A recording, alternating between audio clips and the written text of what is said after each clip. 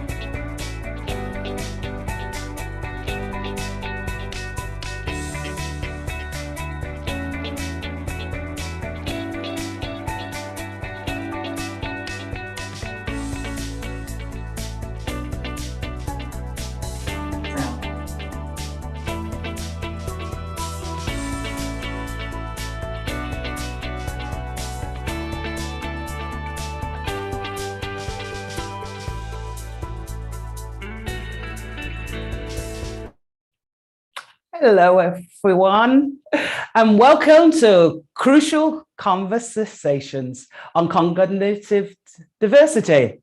My name's Maria Kennedy. And before we get started, I'd like you to put your questions in the Q&A. There's a button at the bottom, and if you click it, and then Mark or myself will be able to answer your questions. If you would like to have what we say written for you, you'll see at the bottom of your screen 2 C's. So if you click on those, the closed captioning will come up for you. Okay. All right. So it is my esteemed honor and pleasure to welcome our guest today, Mark Smolowicz. We will be talking about what it looks like to be gifted here in America and also globally. So, but before I introduce our esteemed guest, let me tell you a little bit about him. Okay. So, Mark Smolowicz. Oops, sorry.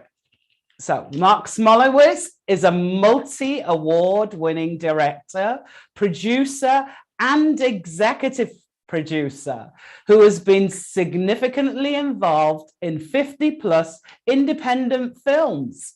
The combined footprint of his work has touched 250 plus film festivals and markets on 5 continents, yielding substantial worldwide sales to theatrical, television, and VOD outlets. So his credits include films screened at the world's top tier festivals such as Sundance, Berlin, Venice, Tokyo, Melbourne, and many, many more.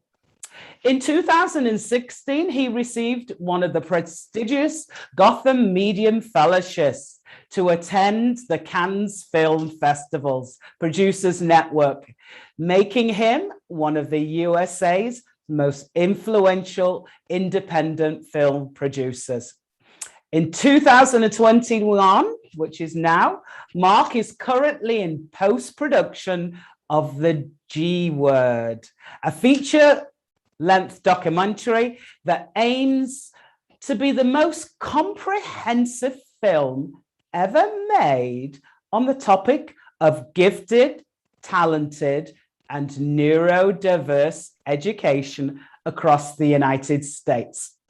The film asks the urgent equity question: in the 21st century, who gets to be gifted in America and why?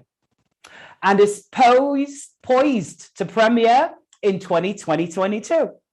So there is so much that I could say about him, but I know that you're going to learn a lot more from our conversations today.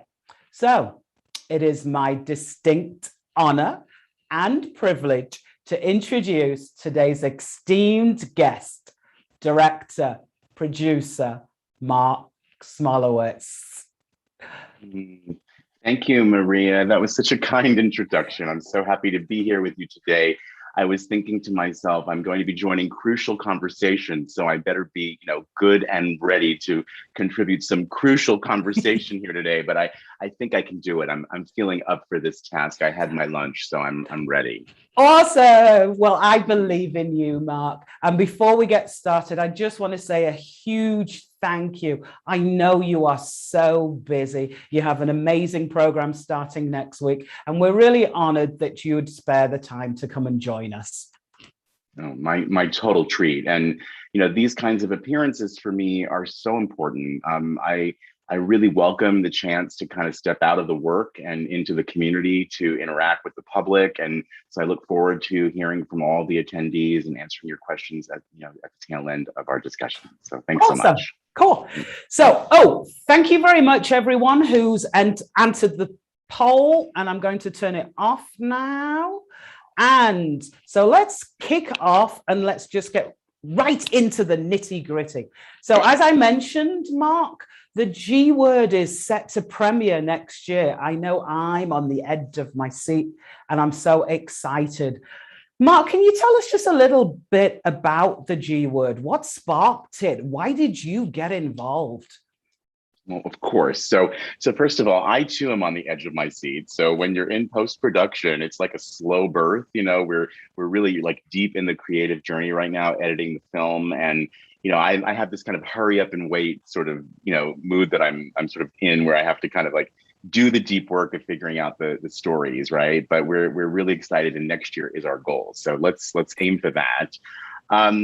I always tell this story in, kind of a similar and different way every time someone asks a question. But this began with an email in my inbox in 2012. So 9 years ago, there was an email in my inbox, and it came from a wonderful man who was named Ron Turiello. And Ron had been a supporter of an earlier film that I had made that had nothing to do with giftedness. That was a film on organ donation and cystic fibrosis called The Power of Two. And he wrote me because we had a very friendly relationship, and he was sort of telegraphing for me in that first email that his children were at a private gifted school here in Silicon Valley. I live in San Francisco, and just down south in the peninsula in Sunnyvale is a school called Helios.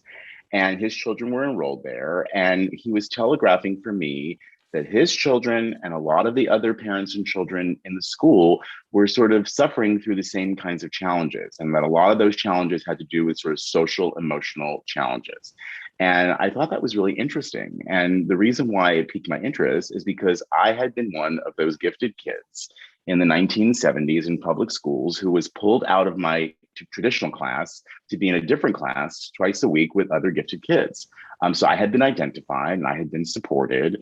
And for me, that had been actually a very powerful and positive experience. And so I remembered that. I remembered what it was like to be in those classrooms and be met where I reside, and sort of thrive in response to those, more accelerated learning opportunities. And what I remember about that was that it actually was a really nice sort of mix of both acceleration and enrichment. And as we all know, the 1970s was actually a pretty robust time for funding for gifted education, and that has long since changed. But so since I had been thriving, it piqued my interest. Well, why are these other children not thriving, and what are these challenges all about?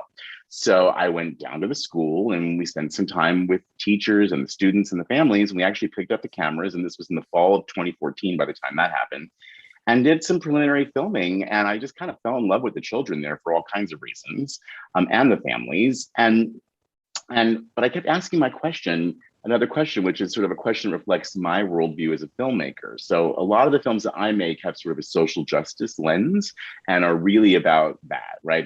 That's sort of at the heart of my movies. And so I immediately asked the question, if all these children and families are struggling in Silicon Valley, which is so affluent and there's so many resources, what happens when there are no resources? Like, what happens to the children and the families in the schools that don't have resources? In the poor neighborhoods, when our children are Black and brown, or immigrants, or have a different language they speak at home, like, what does that look like? And that's the journey that I began. And that was the inquiry that I was interested in. So it's wonderful when there are schools where parents have the resources to make the choice to put their children there and get that support. But I was curious about what happens when that support isn't there. And that began the journey. And by 2016, I landed on this larger question, which is at the heart of the movie, which is who gets to be gifted in America and why? And we're still asking that question. That question is relevant here in the 2020s. And the way that we're answering that question is that we're going to take you to places and spaces across this great nation where you don't expect to encounter giftedness, where you don't expect to encounter smart people, right? So through very deep work, through collaboration and networking and creating partnerships and relationships like all across the country with advisors who work on gifted and twice exceptional, and everything related to that, we found stories. It took a lot of time to really find these stories that were the sorts of stories that I felt were important to shed a light on, because no one had really shown a light on them before, and that could sort of help us answer this equity question, right? Who gets to be gifted in America and why? And in the end, I landed on 7 stories. So there are 7 places on the map in this country where we take you to. It's actually more than 7, but they kind of reside in 7 places. And they're a mixture of urban, suburban, and rural zip codes. And for me, they're going to help provide a beautiful national snapshot of what it means to be gifted in the 21st century. That it's not about just purely about high achievement or students who achieve and do very well on standardized tests, and that it can look like more than white, male, cisgender, heteronormative experience, right? So I think what we know and what we see time and again is that mainstream notions of giftedness still are tied to achievement and success. When we hear that word gifted, we often see an image of a white male that appears, that that could be a Mark Zuckerberg or an Elon Musk, or someone who's doing big bold work, and creating big companies, changing the world with their sort of footprint. And what about all the other smart kids who don't have all the access, right? And so our stories take you to those kinds of communities. So we have a story set at the US-Mexico border in the southern Arizona desert. We have a story on a Native American reservation in northern Minnesota, where there's a gifted and talented tribal school. We have a story that takes you to inner city Baltimore that also kind of follows you to Minneapolis. We have a story that is going to be in Los Angeles and Georgia that is focused on trans and LGBTQ plus experience. We have a story in suburban Washington State that really looks at the new suburbia. In the district where we filmed in Washington State, there are 23,000 households and there are 94 languages spoken in those homes. right? Wow. So this is a very diverse, school district. But what I believe strongly is that more of America than not looks like that district. Okay, so in the 21st century, we are an incredibly diverse nation, and we are getting more and more diverse every day, every week, every month, every year. Right. So having these critical or crucial conversations about equity and diversity and inclusion and giftedness it's so timely, it's so urgent. And so the movie hopes to be that movie. It hopes to be the movie that brings people together around those important conversations, telling you these diverse stories. But what I think is so interesting about what we've noticed and what is kind of the driving energy around the film is that the gifted community, if we can call it that, of which Bridges is a part of and you're a part of, there's a movement in motion here, right? And this movement has to do with neurodiversity. It has to do with like looking for giftedness where it isn't always typically discovered. And this is not a new concept. I didn't just discover this because no one was working on this. Like people have been doing deep work for years, on these issues, and it's sort of unfolding alongside all of the diverse aspects of our country. And when you look at the G word, I think you're going to obviously get a film about gifted education, and that's apparent. But it's going to be a window onto a whole way of thinking about the social contract that is education. So if we try to inject equity into the whole school conversation, the whole, equity into all of education, it's going to benefit all children, right? And that's really what this is about, is telling these stories in ways that show people that this could be your kid. If your kid was just discovered, supported, and if their gifts and talents were encouraged or unleashed.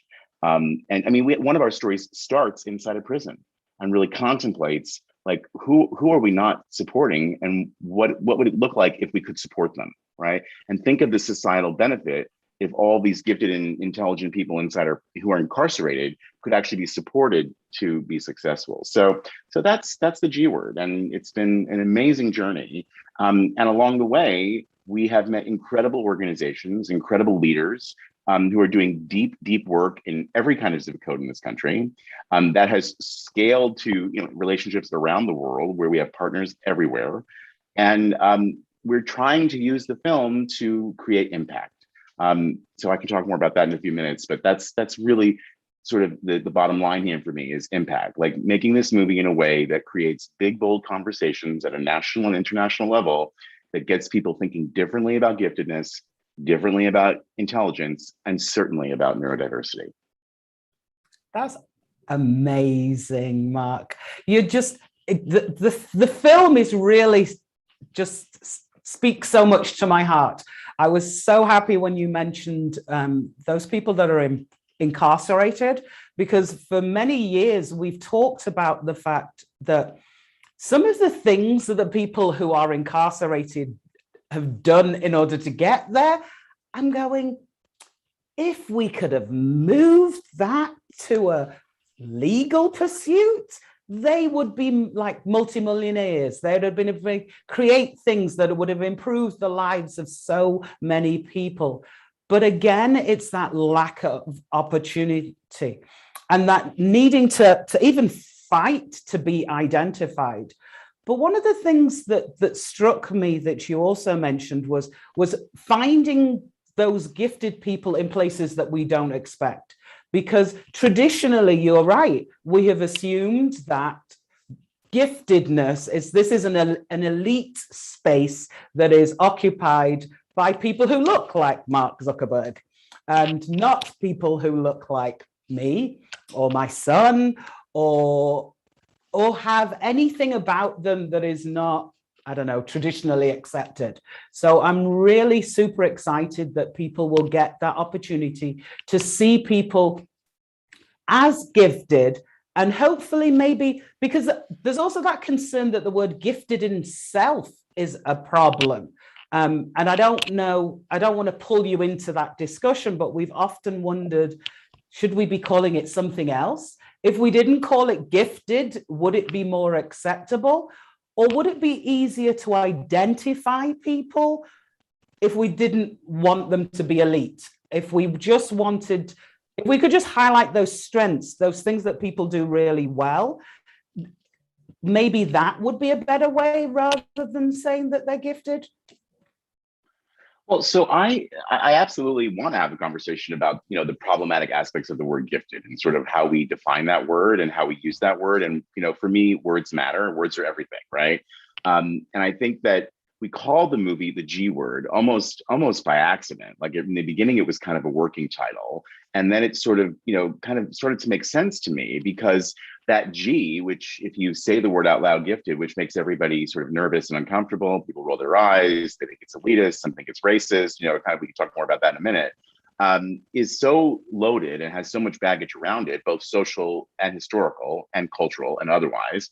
By calling it the G word, it's sort of, it was, for what it's worth, to be cheeky, it was sort of riffing on the F word, right? Like it was to Mhm. sort of say, this word's a problem, right? And if it's a problem, like, let's have a conversation about it, right? Or let's do some storytelling that helps you kind of think about that. What do you think the G is, right? The G and G word. And so for me, it was sort of a way of saying to our audience, like, pay attention, right? This, you get to actually have a stake in telling us if you think we're right, okay? Because we're going to show you what we think the G word looks like, right? Obviously, right? That's what the whole point of the movie is. And if we surprise you, if we delight you, we may just catch you off guard and get you to even rethink the assumptions that you bring to the movie when you watch it, right? So that's really like that. That to me was immediately a provocative title that could help us, say, we're here and we're going to show you something and you need to pay attention, right? So now with giftedness as a concept, like, I think it's hard to set aside a word that has deep historical research, value in major universities. It has, it's not a new concept. I think what it is that it's a word that's kind of burdened by so much of what is already burdened by the 20th century, right? So many things that kind of went on in the 20th century, which was a very particular kind of century, sort of the century of the manifest destiny and the century of, kind of, the story of the American, exceptionalism and all this, like giftedness unfolds alongside that social history. And we see that, right? Case in point, in the 1950s, when we were in the space race, more money went into public education to fund gifted programs than ever in the history of the country, right? So that century was really about kind of trying to support our highest achieving and successful Americans so we could compete. And so we could sort of meet the Soviets, right, and compete. And so that narrative is one that we're overburdened by, right? And that narrative is highly tied to how we tested people for their intelligence in the 20th century, which was primarily through IQ measures, right? And the IQ test and tests like it are often overburdened by bias. They come out of Eurocentric models that are not leaning into people's particular experience. We've seen this even with things like the SAT and the ACT, right? If you're from a different culture, if you speak a different language, if you have other kinds of neurodiverse, things in the mix in your intelligence, you're going to take that test differently, right? And if certain tests are the marker of intelligence, we're only going to find certain types of people who do well on those tests, right? So we need to kind of, break free of the shackles of the kind of 20th century, model and lean into 21st century models, right? So I think that for me, the right answer is to include gifted in the conversation because we can't set it aside. There are just some people out there who are just really, really smart. And that's clear. Like, they're innately smart. They do extremely well in life and work. And we need to celebrate those people and encourage them to continue doing well. We need them to do well, right? But that there are many others who could be doing well if we met them where they are and that we support them, right? And I think what's interesting about the 21st century, which I will call the neurodiverse century, is that we're seeing that there are other ways of discovering people, right? And that there are other ways of encouraging them to be their whole self, right? And if you don't see yourself as smart, if you don't believe that you're smart, if you can't look in the mirror and say, I'm smart, you're not going to be smart, right? And that's where people steer off course, right? Like, if school doesn't work for you, if school is traumatic for you, like, all bets are off for you, right? Because that's a hugely defining part of your personal narrative, right? So, like, giftedness is sort of embroiled in all of that, and there's no way around it. So whatever words we use, the one thing I know for sure is that this is a century about nuance. Those words Yes. have all words have nuanced meanings. We cannot take them at face value. And we have to understand that people bring their lived experience to those concepts. Okay. And in this moment, we're seeing that play out critically or crucially in New York City, right? So New Yeah. York City, the largest public school district in the nation, serving more diverse kids than we can even imagine, has basically eliminated its gifted and talented programs. This was the way that Mayor de Blasio ended his tenure. Okay, like he made good on a promise, right, to end gifted and talented programs in New York City. And there's all kinds of uproar right now about it, and a lot of fear and worry in the kind of gifted community about it, for good reason, because is it a bellwether of things to come? If the largest school district in the nation, which is the most diverse, says get rid of gifted and talented programs, is that something we could expect elsewhere, should expect elsewhere? Like, what does that conversation even really need to be about, right? And what I see going on, dare I be so bold, is that there's kind of a myth of equity here that is going on in some ways, right? That we think by eliminating these programs that some activists on the left are calling racist or elitist, that is going to somehow level the playing field, right? And I kind of get that impulse because I've been a lifelong activist and I've brought that sort of pain and anger that comes from being oppressed and marginalized into my life and journey. When you're angry and you're an activist with good reason, like, it is a real impulse to want to break up systems and dismantle them and rebuild and create something new, right? So if folks on the left, and I'm going to focus on my side of the political spectrum for a minute, if folks on the left believe that giftedness somehow comes out of a white patriarchal narrative that is not inclusive, that does not include Black and Brown and other students who are poor, like, the impulse to dismantle gifted might make sense if you follow that logic, right? But what we know, those who are inside the gifted community, the people that we film with in the G-Word documentary, people that we are focusing on in the G-Word documentary, are gifted scholars of color who are saying, hey, wait a minute, we can't dismantle these systems. That's not a solution. Okay, that's not going to serve more Black and Brown children and poor children. We need to bring them into the conversation. We need to test differently. We need to identify differently. We need to take broad, sweeping gestures of inclusion to find them and encourage them. We need to train their teachers to better serve them. Those are the kinds of solutions that I, as a lifelong activist, think are really the kinds of solutions that stick. And I think gifted and talented education is a part of a bigger system that is fraught with challenges. And could you imagine just like dismantling the entire education system? That's so not going to happen, right? It's just so not going to happen, right? So in a milieu of where that won't happen, because it's so unlikely, because I just don't predict a revolution on that front anytime soon, we have to work inside those systems. We have to work together to figure out where there are low-hanging fruit for opportunities to better support these students that we know are out there, They're kind of hiding in plain sight, is the way I describe it. And what if we could help them? What if we could meet them where they are? Think of the societal benefit. That is a phrase I use a lot. There's deep research at some very major institutions, like in universities that are working on gifted, that talk about millions of children that we have not discovered, right? And if we could discover them, what could that look like, right? So that was probably a long way of answering your question, but I think it is a very important moment. This moment in New York City is a moment that has been coming for a long time, right? And sadly, I think no matter where you sit politically and ideologically, like, if we could just set that aside, like, nobody wins. Nobody wins if those programs are eliminated. Yes. Well, because thank you so much. And no, that wasn't a long-winded. I think that was absolutely perfect. Because one of the things, as a Black woman, I have constantly said is that equity doesn't mean that everybody's treated the same. The way I think is not the same as the way other people think. And so just as you said, as we're testing, as we're searching for those gifts, we need to be more open to other ways of identifying them. My son is gifted. He's a gifted mathematician. He's a gifted scientist. He was reading at 3. Where he wasn't gifted was with his handwriting.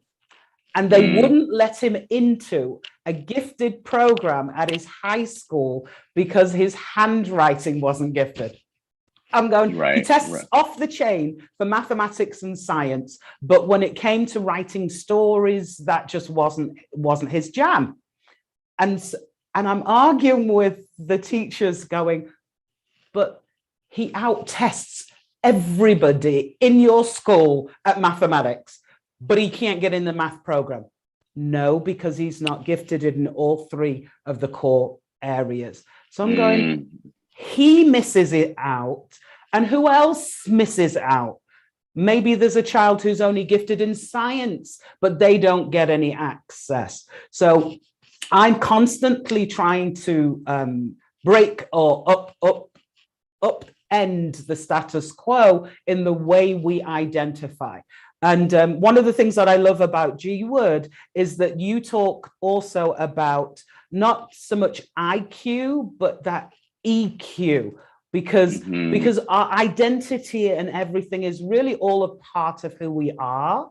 And if we can look beyond just schoolhouse gifted, as I call it, so just beyond the academic smarts and really open up that conversation, then maybe we will start to identify those other millions of gifted people that we're just basically ignoring. And I think your film is really a catalyst for that and that conversation.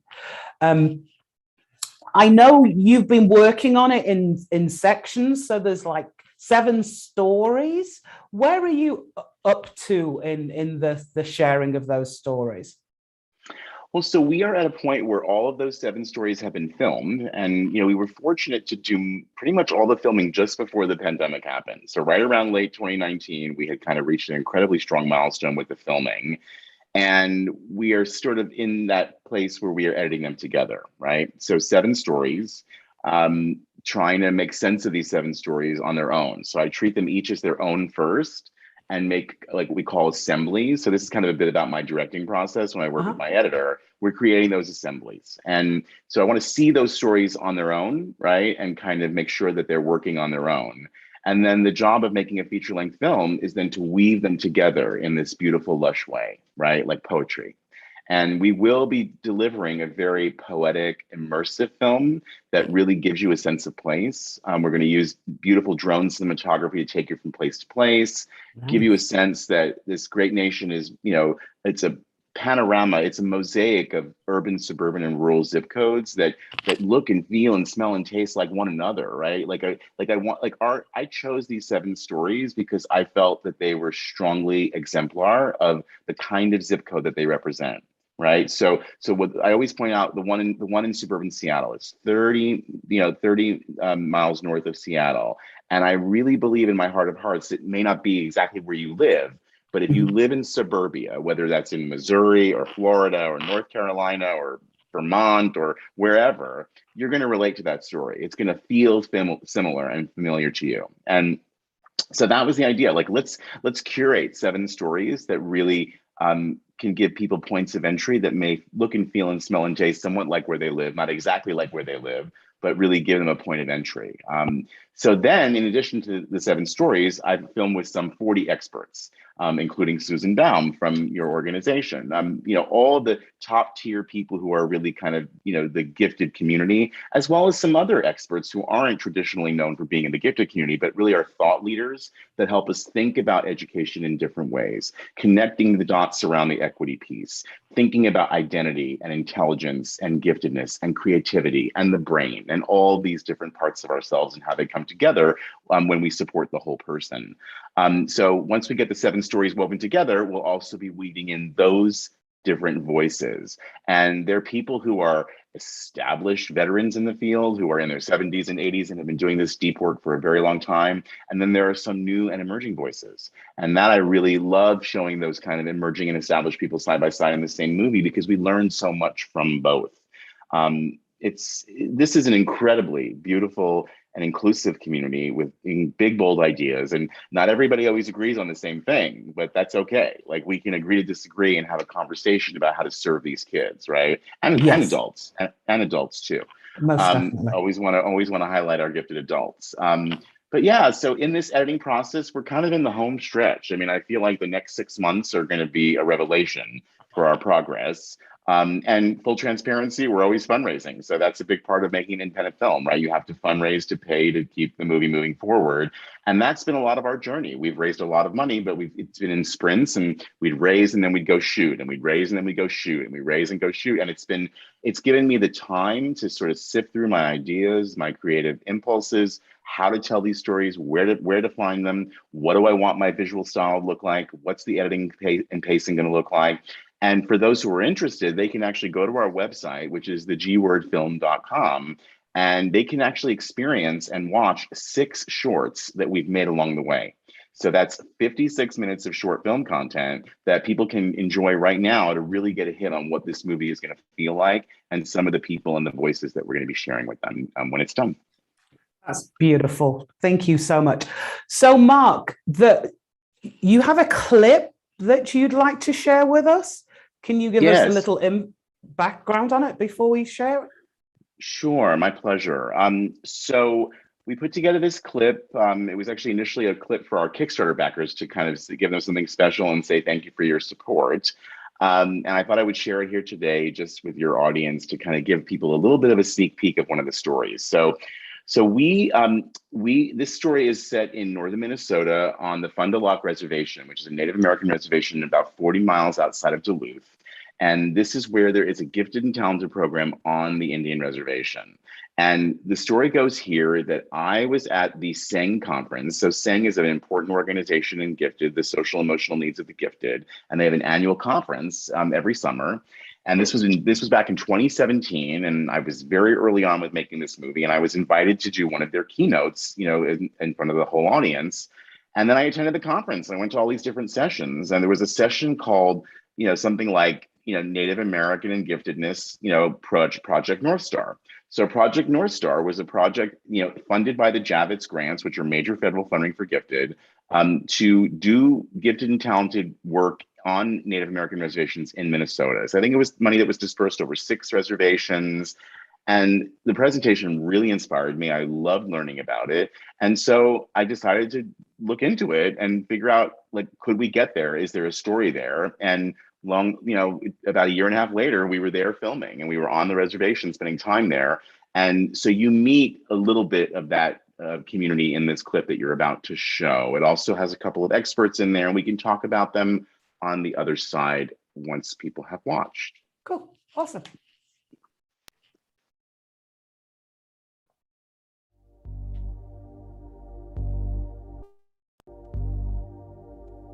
Sometimes we look at achievement and only achievement. But one of the things I think about most when I think about identifying students who come from typically underrepresented populations, I think about what are the things we don't know about them? What is their learned experience? Who are they?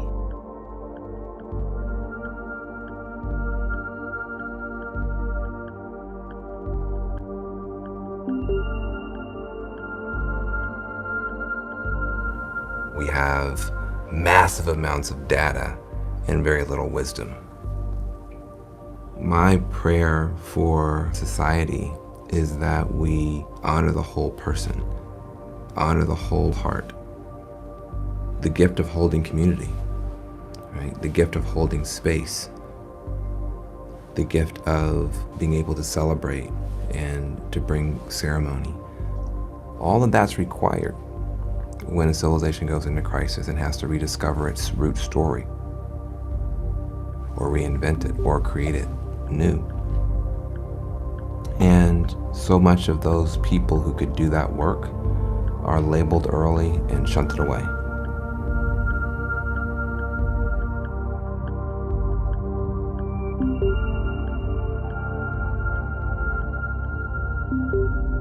I danced for my dad. I danced for him because he died.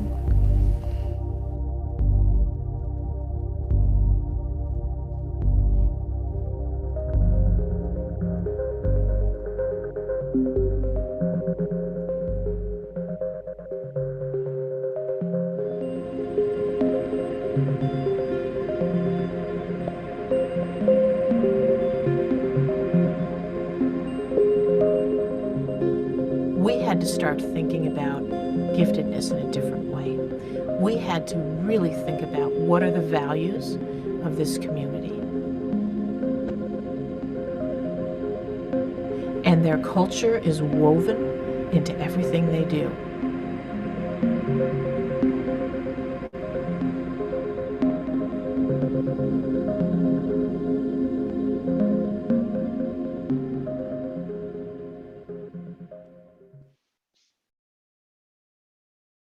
Lovely, lovely. Awesome.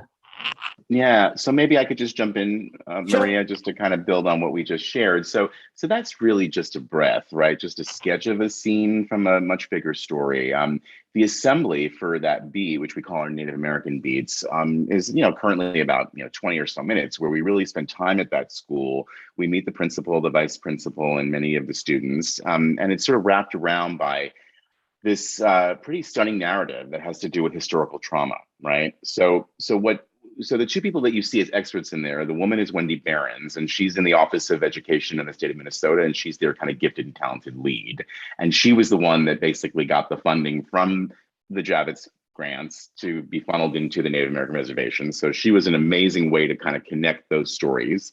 And then there's Van Jones, who's one of my other thought leaders, who isn't a gifted sort of expert, but has his own story to share about being gifted and kind of what he went through in schools. And he sort of shows up in the movie a few times because of his kind of general emphasis on equity in his work. But what we uncovered there is that this community, in order for them to even uncover their gifted and talented students, to support them, has to work through several generations of historical trauma first, right? Because these families, going back to their great grandparents and before, they had their culture eviscerated. They had their culture removed. They had to be white. They couldn't speak their native language. They couldn't wear their native dress. They couldn't do their native, music and dance.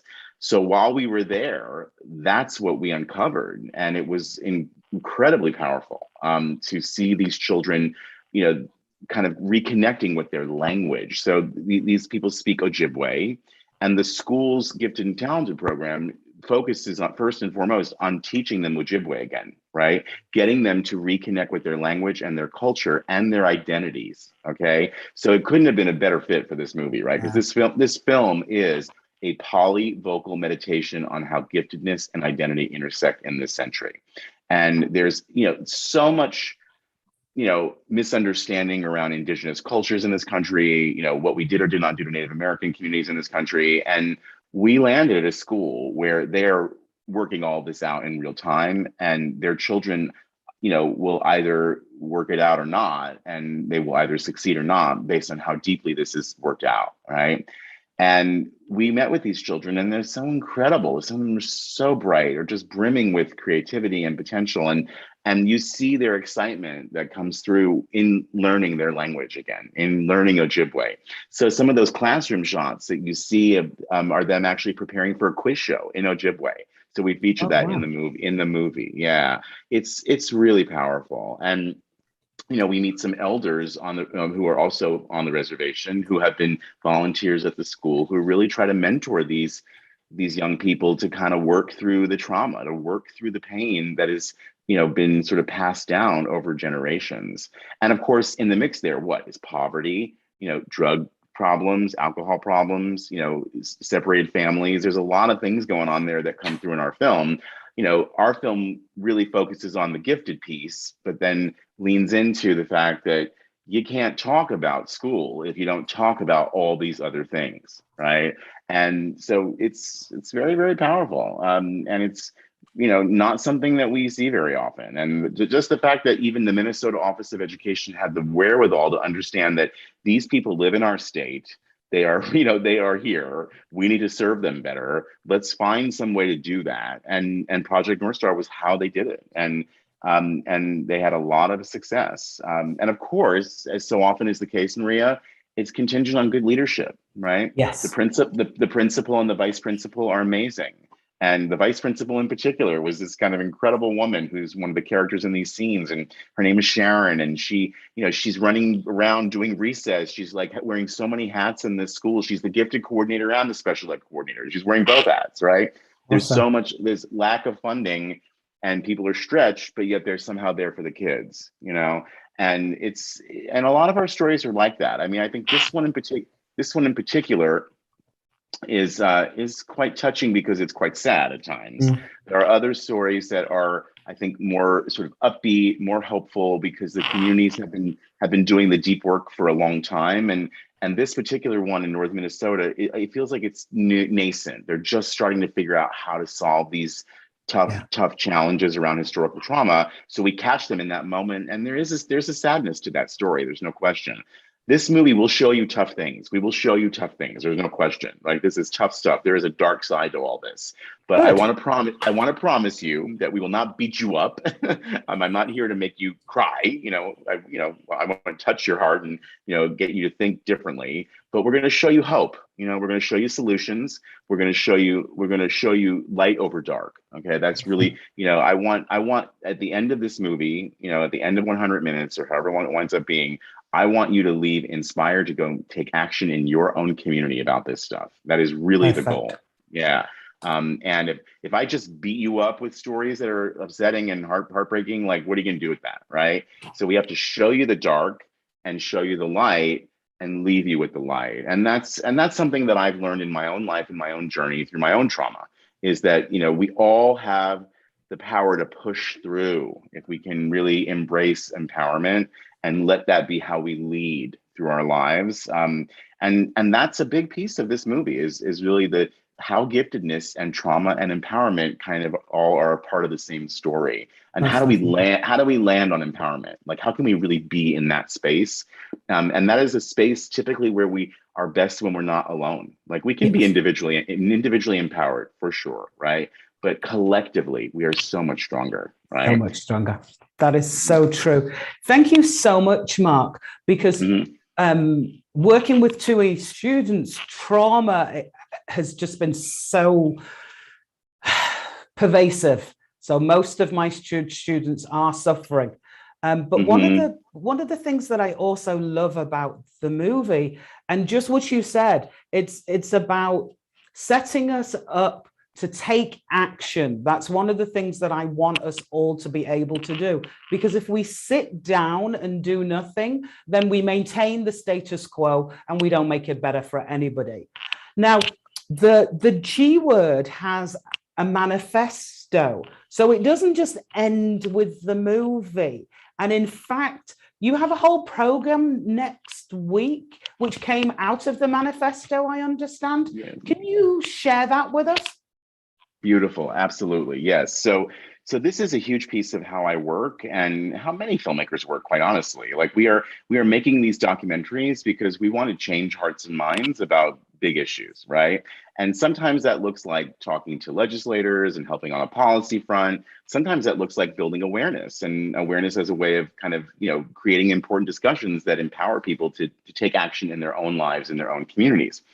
And so one of the ways I describe my work is I'm also an impact producer. So I'm a filmmaker who makes movies, but I want to do deep work within communities. So I've leaned in this metaphor of impact. How can we have an impact? So when the lights come up at the end of the film, like, what do you do next? Like, what's the call to action, right? And here we talk a lot about those opportunities already today. And the G word wants to support you to do those things next, to take those actions, right? So last year, during the sort of lockdown months of the pandemic, we actually wrote an impact manifesto, and it's on our website. And it was written with the help of our advisors and partners. So it's deeply vetted by people who are professionals in the gifted world and doing this advocacy to help us go on record in front of the public with our values as a film and the kind of social change work that we hope to achieve with it. So when the movie's done, what do we want to do? What good work do we want to do with it? And one of the things that we talked about doing was a gifted awareness week. So broadly an awareness week, right? And this is so important, right? There's so many social causes that have, a special day, a special week, a special month, a special time of year that are their time of year to celebrate and highlight and create a moment, right, of awareness building. And it gets everybody engaged. It gets all the stakeholders who care to focus on it, right? And there hasn't really been an ongoing effort to maintain or sustain an ongoing gifted awareness week. So we decided as a movie that maybe we could actually insert ourselves in a useful way and be of service and be the hub that created that sort of opportunity. So next week is our pilot awareness week. We're calling it GTN Awareness Week. So it's Gifted, Talented, Neurodiverse Awareness Week. And it was very important that the G, the T, and the N for us all be in there, because as much as the movie is the G word and is meant to be a provocative thing about gifted, we know that the talented vertical and the neurodiverse vertical, they're all in play with one another, all up and down at the education system. And so GTN was our focus. Let's have an awareness week. What could that look like? And so it's on our website. You can go there and learn about it. It's 5 days of free virtual programming offered up to our communities to celebrate all this beautiful stuff. We're going to be asking tough questions. We're going to be listening to our panelists for answers.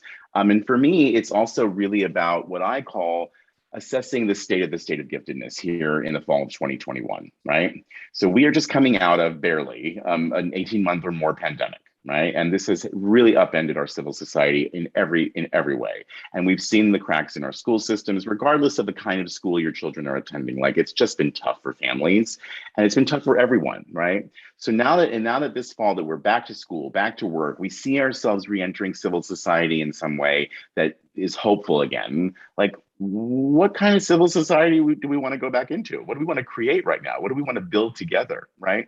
How are we doing? What are we thinking, right? And if we pose those questions to our gifted community and each other, like, what do those answers look like? So we're going to help you sort of think about those answers for 5 days. There's webinars every day. There's some special events I'm doing with other partners like OutSchool, where I'm going to be doing a workshop for students ages 9 to 12 and ages 13 to 18. So we should certainly let Bridges students know about those so they can register.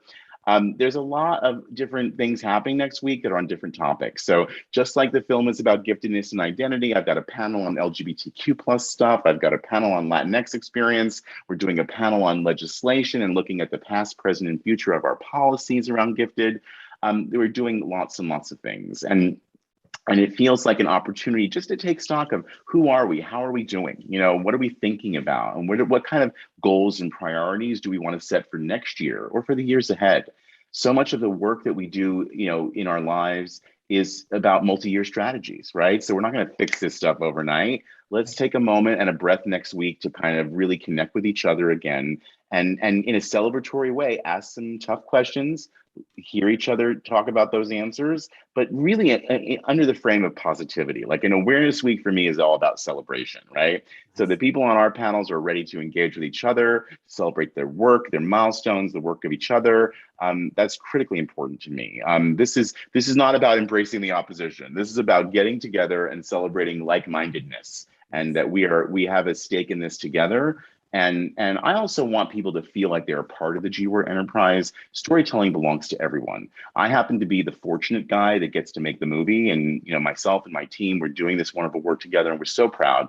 But everyone is a stakeholder in storytelling, and everyone can see themselves in the G-Word by participating in these activities, right? So we have something called #MyGiftedStory, where people submit photos, and that's a beautiful project. You can learn about that on our website.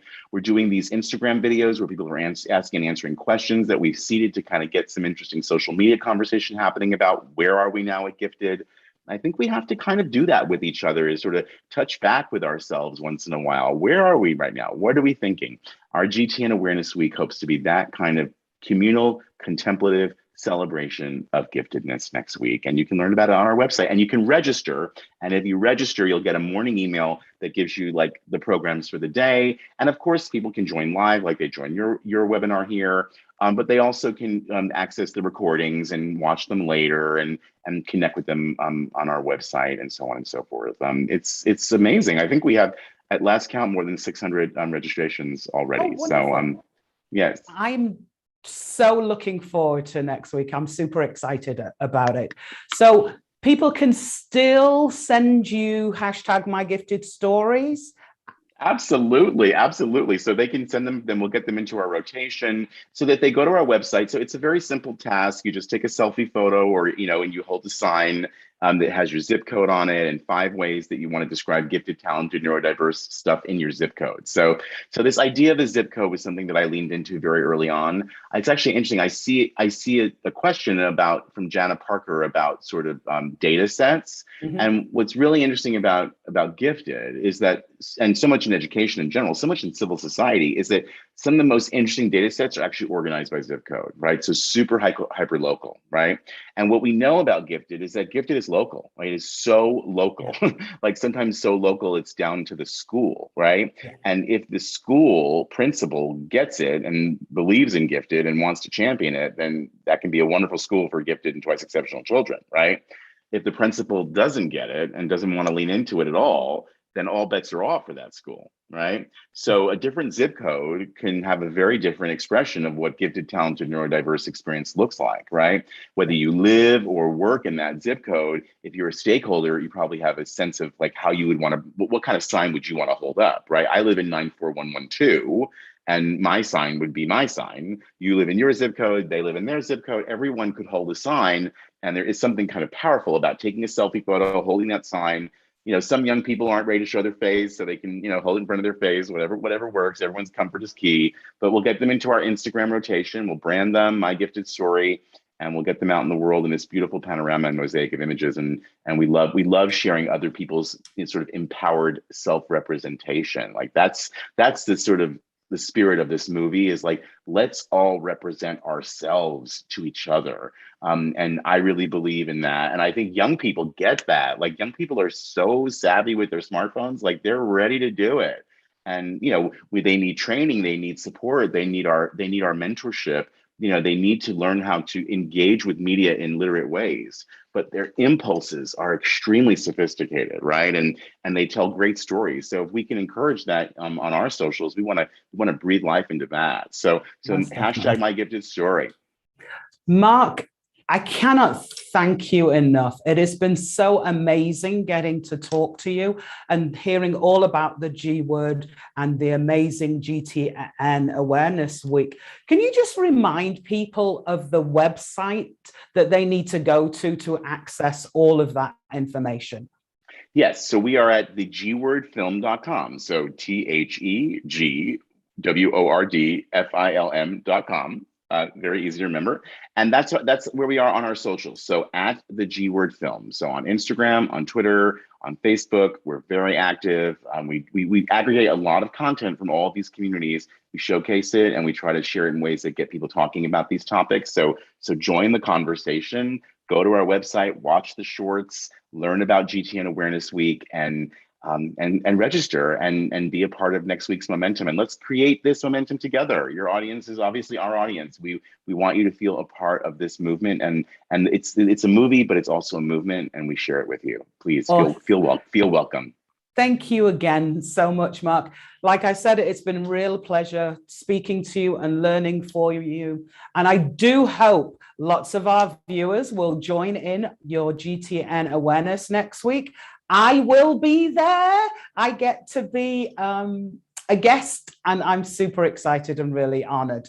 In response to that last question about numbers, my understanding is that only 6% of the students going to school here in the United States have actually been identified as gifted. And between 2 and 5% of are identified as 2E. Now, from my limited experience working around the United States, I would say there are so many more children who are not identified, who are under-identified, who are crying out for us to help them. And so I'm really hoping that the G Word and our Awareness Week next week and this continual crucial conversation helps us to make a bigger impact and really move that forward so that we can address those needs. So thank you all for joining us today. At the end, you'll get a short survey. Please complete it. It will help us make plans for season 4. If you have any questions or comments, please feel free to email crucialconversations@2ecenter.org. Next month, my guest will be founder of With Understanding Comes Calm, Julie Skolnick. So make sure that you join me